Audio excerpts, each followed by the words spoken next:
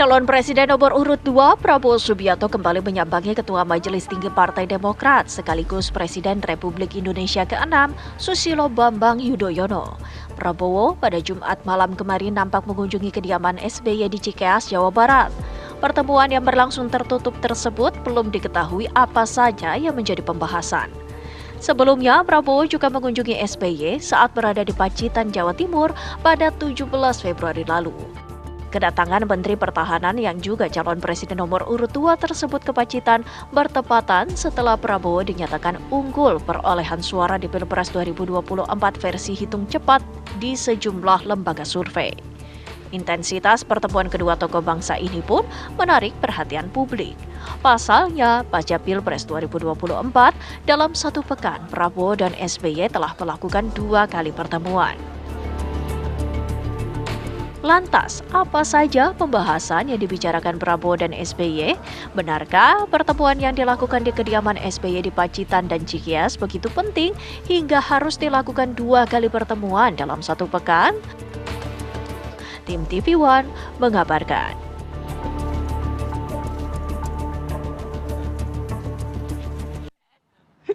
Oke, sudah 2 kali pertemuan pasca Pilpres, yang pertama di Pacitan, kedua di Puri Cikeas. Tapi kita juga belum tahu apa yang sebenarnya dibahas dalam pertemuan tertutup tersebut. Banyak asumsi, Vi. Ada yang bilang ini untuk balance of power kubu nanti dari Prabowo di pemerintahan. Ada yang mengatakan, kalau Mas Ahaye mengatakan bahwa ini nanti ngomongin outlook ekonomi Indonesia ke depan dan substantif juga lah ya. Wow. Tapi nggak usah kita bahas konten itulah. Jadi bahasnya apa? Ntar sore ketemu lagi. Kok tahu sih? Tanya aja semua. Langsung kita tanyakan ya. Oke, pagi hari ini juga sudah bergabung bersama kami Mas Pangi Syarwicaniago. Mas Ipang, Assalamualaikum, selamat pagi. Selamat pagi Mas Ipang. Mbak Rati, Bang Arif Fadil, Bang Rezaki. Dan juga sebelahnya yang sumringah banget, senyuman lihat deh. Iya kan? Sudah ada Bang Herzaki Mahendra, juru bicara Partai Demokrat. Assalamualaikum, selamat pagi. Mas Zaki. Ya, selamat pagi. Sehat, Mas? Tambah bersih wajahnya Bang Zaki. Udah lama nggak? Tambah bersih wajahnya. Ya maklum kan, Biasanya kalau orang menang di Pilpres kan, jadi masuk pemerintahan. Boleh Gitu ya? Boleh gitu. Oh, boleh, terserah Anda. Boleh ya. Itu terserah Anda ya. Harus bahagia dong. Tapi ya. Kita harapannya kita nih ya Bang Ipang ya, jawaban Bang Zaki ini juga seluas jawaban tadi gitu loh ya. Iya kan? Mengenai apa nih? Ya itu, soal intensifnya pertemuan. Bagus dong. Hah? Bagus. Tokoh-tokoh bangsa bertemu, Presiden ke-6 Republik Indonesia bertemu dengan insya Allah Presiden ke-8 Republik Indonesia. Kan bagus. Dalam satu pekan 2 kali loh Mas. Apa? Dalam satu pekan 2 kali. Loh, dengan Pak Prabowo dengan Pak Jokowi bisa hampir tiap hari loh bertemu. Ya kan? Ya. Sidang kabinet, kunjungan kemana. Jadi kalau misalnya dengan Pak SBY hari ini bertemu katakanlah sepekan 2 kali, menurut saya bahkan sepekan 3 kali, 4 kali juga nggak apa-apa. Bagus dong. Itu menandakan apa? Bahwa Pak Prabowo sebagai seorang presiden, insya Allah ya, ke-8 nanti, ini seorang yang sangat terbuka atas masukan, menghormati senior, mau belajar. Kan ini yang penting nih. Jangan kemudian kan kadang-kadang begini nih, ada orang yang baru punya jabatan, sebelum punya jabatan semua orang didatangi, ditelepon, diminta tolong, misalnya loh. Saya nggak ngomong ya gitu ya. Tetapi kemudian yang ini Pak Prabowo bahkan setelah terpilih, yang beliau lakukan apa? Tapi kayaknya Pak SBY di Pacitan datang. Urgent banget Mas, sampai sepekan 2 kali. Apa sih yang dibahas emangnya? Kalau menurut saya justru bagus, kan diskusi. Ya kan, minta masukan, namanya juga sahabat. Bener diskusi itu. Saya dengan Bang Pangi kalau misalnya deket karena beliau rumahnya jauh aja gitu. Karena begini, spekulasi analis itu berkembang tuh kepada kayaknya alot nih, kayaknya belum ketemu nih titik ketemunya nih. Kayaknya tawar-menawarnya belum putus nih kayaknya. Enggak ada tawar-menawar. Tawar-menawar apa? Semua hal itu yang dilakukan oleh Demokrat bersama Pak Prabowo itu sudah selesai sebelum 17 September. Kita diskusinya mengenai visi misi, kita bicara mengenai program, udah dibicarakan detail. Bagaimana kita akan berjuang bersama selama kampanye, bagaimana kita akan berjuang bersama pasca kampanye jika menang. Itu udah dibicarakan semua gitu. Jadi bukan berarti ini bahas apa nih? Mohon maaf ya, ini ada spekulasi ya. Menteri lah ini, nggak ada gitu-gitu kalau menurut kami.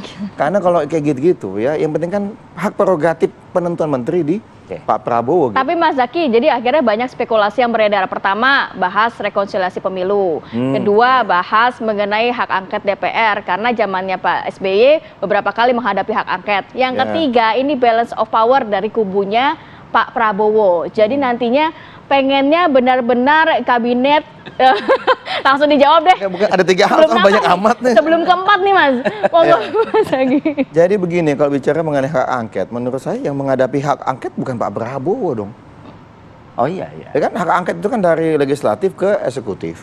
Hari ini eksekutifnya pemimpinnya Pak Jokowi gitu loh. Oke. Jadi kalau menurut saya pertemuan Pak Prabowo Tidak dengan bahas itu Pak ya, berarti. SBY harusnya nggak relevan menurut Mentah saya lah, ya. mentah lah gitu itu loh. ya. Jadi harusnya mentah. Karena harusnya itu diskusinya adalah antara pimpinan parpol. Misalnya pendukung Kim nih gitu kan, pendukung Pak Presiden ya, Pak Jokowi gitu loh. Meskipun saya juga bingung nih, hak angket itu kan dari parlemen ke eksekutif. Ya. Sekarang Pertanyaannya? eksekutifnya Pak Jokowi. Ya. Ya kan? KPU katanya kan. Hah? Loh, kok KPU nggak bisa hak KPU angket bukan tuh? eksekutif kan? Bukan eksekutif dong. Nah, kalau eksekutif Pak Jokowi lah yang nanya ke Pak Jokowi ini siapa? Kalau misalnya bagian dari koalisinya, Pak Jokowi, pendukung Pak Kita sedang Jokowi. tidak membahas angket ya. Belum misalnya gitu nggak ini? Iya, iya. Maksud saya ini. Jadi kita mesti jelaskan Jadi dulu, udah enggak yang itu. agar spekulasinya tuh hilang gitu loh. Oke, kalau balance of power Balance of untuk power? Kalau balance of power nggak perlu lah. Apa yang mesti balance of power menurut saya? Bagaimanapun presiden, elected presiden adalah Pak Prabowo gitu loh. Oh iya. Tapi beliau seorang yang sangat menghormati para pendahulunya. Dia sangat respect sama Pak Jokowi.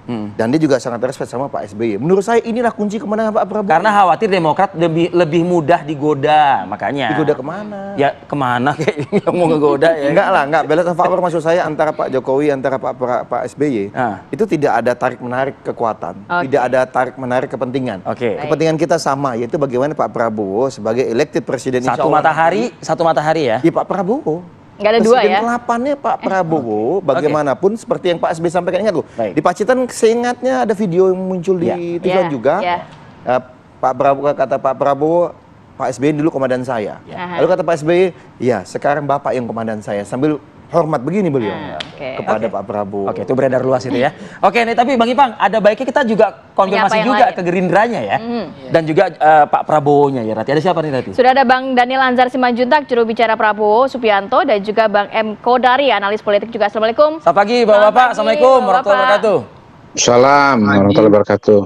Mas Fadli, Mbak Rati. Tadi nggak di, iya. Tadi nggak Kenapa, disebut. Bang Saya kira nggak diajak ikut koalisi dalam acara pagi ini. Nggak disebut-sebut soalnya. Bang Kodari nggak diajak. Bang Kodari nggak usah diajak. Bang Kodari, mohon maaf ya. Anda bukan tipikal yang baperan loh Bang, kayaknya Bang. Kayaknya Anda bukan tipikal baperan loh Bang. Bang Kodari nggak usah diajak. Tapi saya mencoba empati dengan partai yang tidak diajak koalisi gitu. Iya. Tapi sekarang udah masuk kabinet. Baik, Bang Kodari izin ya, biar nggak baper nih. Saya mau ke Bang Daniel dulu.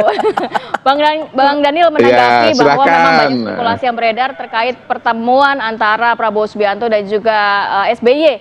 Sudah 2 kali terjadi. Intens amat sih. Mbak Ratih, Mas Fadli, yang saya mau mulai dari karakteristik Pak Prabowo. Jadi kalau kita pahami sejak awal, salah satu modalitas Pak Prabowo membangun koalisi yang besar dan menerima banyak kelompok, banyak tokoh itu adalah karena Pak Prabowo itu orangnya sangat welcoming with the other, kira-kira begitu. Sangat welcoming. Dan menempatkan semua partai, bahkan partai yang tidak punya kursi di parlemen, itu pada tempat yang setara. Komunikasinya setara, menempatkan mereka sebagai bagian penting dari kerjasama politik yang dibangun oleh Pak Prabowo. Pun demikian dengan tokoh-tokoh politik yang ada. Beliau menempatkan para tokoh-tokoh itu di tempat yang terhormat. Artinya beliau tidak pernah meninggikan diri atau merendahkan orang lain, atau meninggikan partainya sendiri dan merendahkan partai yang lain. Dan itu menjadi modalitas semua pihak, terutama yang bekerja sama secara politik dengan Pak Prabowo, itu nyaman. Nah, itulah modalitasnya. Kemudian yang kedua, berangkat dari modalitas awal tersebut, ketika Pak Prabowo menang versi quick account pada saat ini, dan insya Allah juga akan menang versi real account nanti, maka Pak Prabowo juga melakukan dan membangun komunikasi yang baik dengan semua pihak. Kan sebenarnya komunikasi sejak awal sudah dibangun ketika perhitungan quick count dengan para tokoh agama, kemudian dengan tokoh-tokoh militer. Nah, hari ini Pak Prabowo berkomunikasi terus-menerus terkait dengan upaya beliau membangun pemerintahan nantinya.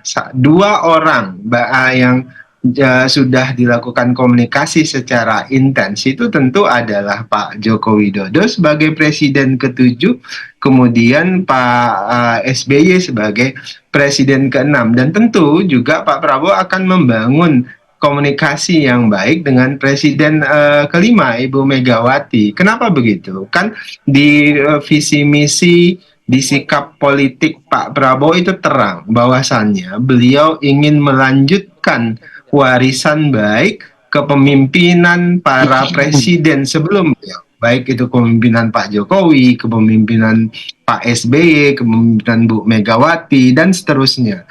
Jadi upaya pembelajaran yang dilakukan, upaya sharing yang dilakukan hari ini oleh Pak Prabowo terhadap beliau-beliau itu adalah upaya membangun keberlanjutan yang baik. Dan Pak Prabowo selalu yakin bahwasannya persatuan itu adalah kunci Indonesia yang maju. Tanpa ada komunikasi, tanpa ada upaya saling belajar, saling sharing, maka Indonesia maju itu sulit kita capai. Dan sekarang Pak Prabowo sedang melakukan upaya itu. Berarti penjelasan Anda ini menafikan begitu ya, segala bentuk spekulasi, adanya alotnya tawar-menawar, atau mungkin upaya untuk mengamankan kekuasaan dan lain sebagainya, Bang Daniel? Mas Fadli, dalam sejarah Indonesia, dialektika itu selalu bisa diselesaikan dengan baik, bahkan di kondisi tersulit apapun. Jadi saya dan kami misalnya yang ada di sekitar Pak Prabowo berkeyakinan semua tokoh punya kearifan, semua partai politik punya kearifan. Di balik kepentingan-kepentingan yang ada, tentu kepentingan yang paling besar itu adalah kepentingan Indonesia, kepentingan rakyat. Jadi spekulasi-spekulasi yang muncul di belakang itu ya tidak ada masalah, silahkan saja. Itu kalau tidak ada spekulasi itu kan TV One tidak ada bahan untuk dialek gitu, atau Pangi tidak ada bahan untuk diamati begitu, atau Bang Kodari tidak ada bahan untuk membangun apa namanya fluktuasi persepsi dan macam-macam. Oke, Jadi Bang Daniel. bagi tugas saja. Ya, oke. Nanti kita harus jeda dulu sejenak ya. Nampaknya kalau jawaban dari Bang Daniel sama Bang Zaki nih ya seperti itu. Cuma kalau dari pengamat, apakah juga melihat ini sebenarnya tidak hanya silaturahmi biasa, tapi nantinya ada untuk mengamankan kabinet pemerintahan dari Prabowo ke depannya agar tidak terpengaruh dari salah satu pihak aja. Nanti dijawab ya Mas Ipang ya, dan juga Bang Kodari saat lagi tetap bersama kami.